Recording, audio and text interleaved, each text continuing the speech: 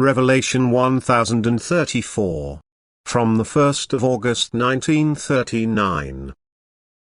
Immortality of the soul. Grace grant.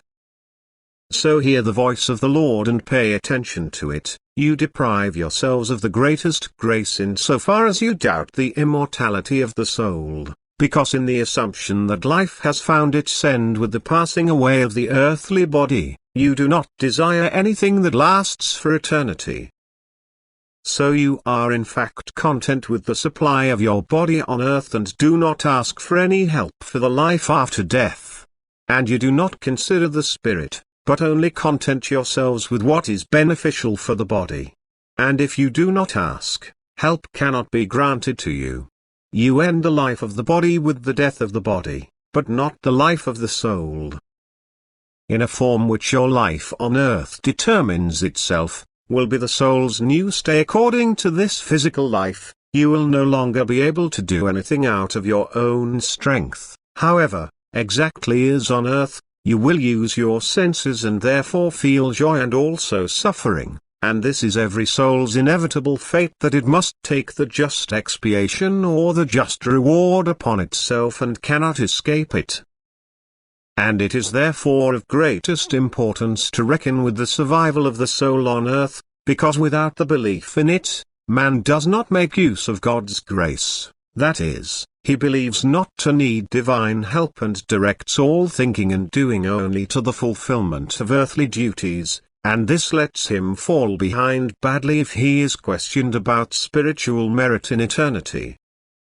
Nothing depresses the soul more than unused possibilities of earthly life.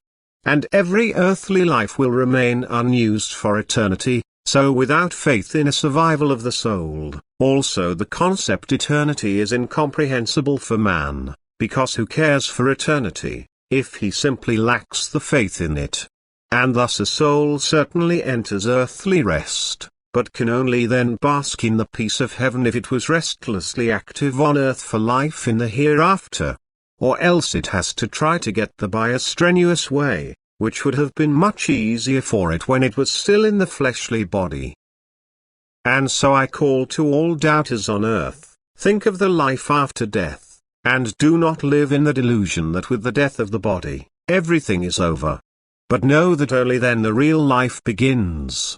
Know that you have to live only a probationary period on earth, but that only then the real life begins, and this life is completely dependent on how you have used the earthly life. For it is a terrible certainty for the soul that it has let earthly life pass by and now has to recognize its poverty of spiritual treasures when entering the hereafter. And therefore make use of life as long as you are still in full possession of your powers, and ask for grace unceasingly, because this alone makes spiritual progress possible for you and clears the way to the eternal home. Amen.